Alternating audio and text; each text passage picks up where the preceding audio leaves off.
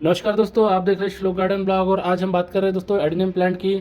तो आज का मेन मुद्दा है दोस्तों कि एडेनियम प्लांट का जो कोडेक्स होता है, कोडेक्स को हम कैसे मोटा कर सकते हैं, उसके क्या क्या पॉइंट्स हैं, जिसके ऊपर आज हम चर्चा करने वाले हैं। तो ये प्लांट मेरा दोस्तों आसपास 2 साल का है। इसे मैंने ऑनलाइन परचेस किया था। जिस समय मैंने इसे परचेस किया था दोस्तों, तो उसकी साइज इस प्लांट इतनी थी जो आप देख रहे हैं। आसपास मेरे हिसाब से 7 से 8 महीने का होगा दोस्तों। तो अभी देख सकते हैं ये 1 साल के बाद दोस्तों इसका कॉडेक्स किस तरह से बढ़ गया है। तो आज हम इसी के ऊपर चर्चा करेंगे कि कॉडेक्स को हम कैसे बड़ा कर सकते हैं। तो उसके मैं कुछ आपको पॉइंट्स बताऊंगा दोस्तों।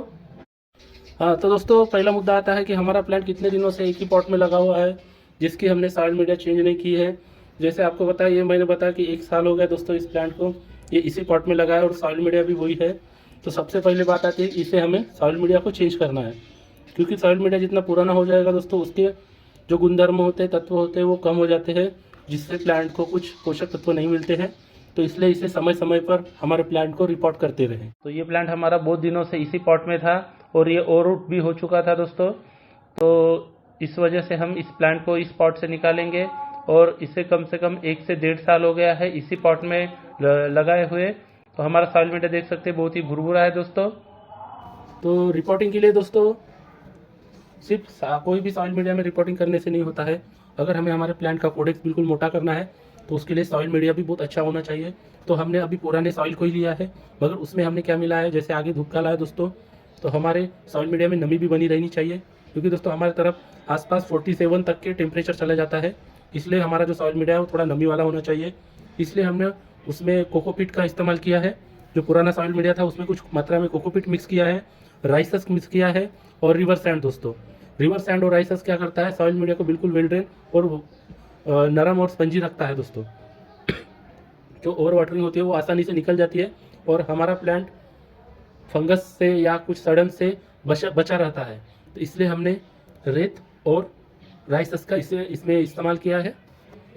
और बात आती है दोस्तों, अभी हमारा सॉइल मीडिया तो बना है, मगर इसमें हम फर्टिलाइजर क्या मिक्स करेंगे।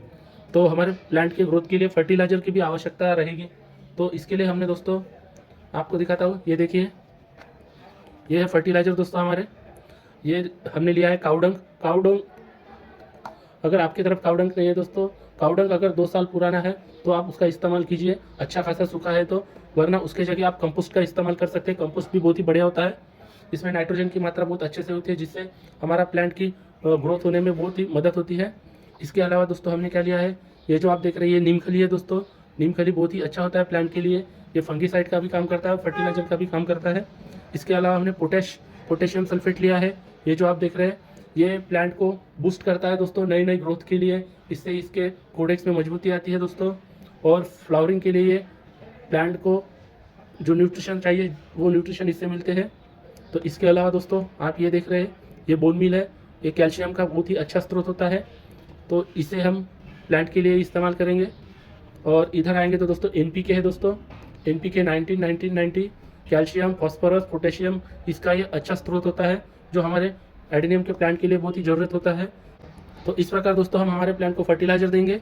तो आपने देखा है दोस्तों, पहला मुद्दा था रिपोर्टिंग का, दूसरा मुद्दा था कि हमें सॉइल मीडिया में कौन कौन से मटेरियल इस्तेमाल करने हैं, और तीसरा मुद्दा था फर्टिलाइजर कौन से लेना है। तो ये तीनों मुद्दे आपके क्लियर हो गए दोस्तों।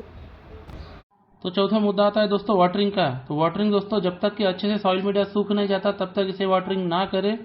और वाटरिंग के बारे में मैं एक मुद्दा बताने वाला हूँ, ये मुद्दा आप बिल्कुल ध्यान में रखिएगा।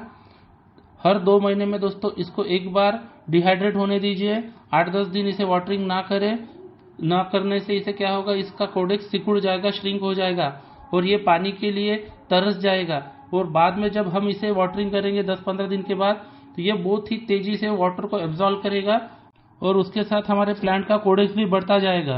दोस्तों पांचवा पॉइंट हमारा ये है, इसे धूप में रखिए दोस्तों। इसे अच्छे दिन भर की धूप दीजिए। ये धूप में दोस्तों बहुत ही अच्छे से ग्रो करता है, क्योंकि ये डेजर्ट प्लांट है। तो ये सन लविंग प्लांट है दोस्तों, इस चीज़ का आपने ध्यान रखना है। इसके अलावा दोस्तों ये हमारे कुछ मोटी मोटी खास बातें हो गई दोस्तों, जिससे हमारे प्लांट का कोडेक्स बढ़ने में बहुत ही मदद मिलती है। और सबसे बड़ा मुद्दा दोस्तों, आपने देखा कि हमने सॉइल मीडिया में नमी बनी रहनी चाहिए, इसलिए कोकोपीट का इस्तेमाल किया है। तो ये सॉइल मीडिया दोस्तों हमारा आगे जब बरसात का मौसम चालू होगा, अभी धूप काला चालू होगा दोस्तों, उसके बाद बरसात का मौसम है, तो उसके लिए भी ये सॉइल मीडिया बहुत ही बेस्ट है दोस्तों। इसमें पानी रुकने का कोई चांस नहीं रहता, क्योंकि इसमें हमने राइस हस्क और रिवर सैंड भी मिलाया है। तो ऐसा सॉइल मीडिया में दोस्तों आप क्या करेंगे कि हमारे प्लांट को पूरा बरसात का पानी मिलने दीजिए, इसको बाहर रख दीजिए बरसात में।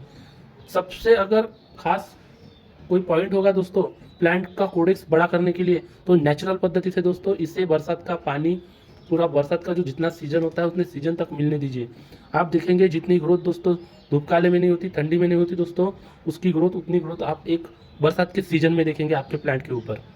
तो ये पॉइंट आप बिल्कुल ध्यान में रखिएगा। सिर्फ एक उसमें एक चीज़ का ध्यान रखिए कि आपका सॉइल मीडिया बिल्कुल वेल्डेड और भुरभुरा होना चाहिए, जिसमें बरसात का पानी जमा रहना नहीं चाहिए। इस चीज़ का आपने ध्यान देना है। तो ये बहुत ही अच्छा मुद्दा है दोस्तों। तो इस प्रकार दोस्तों अगर आप अपने प्लांट की केयर करते हैं तो आपका कोडेक्स बहुत ही अच्छा, सुंदर और साइज में बिग साइज बनेगा, और वो भी कम से कम दिनों में। तो ये वीडियो अगर आपको अच्छा लगा होगा दोस्तों तो प्लीज़ मेरे चैनल को लाइक, सब्सक्राइब और शेयर कीजिए। धन्यवाद दोस्तों।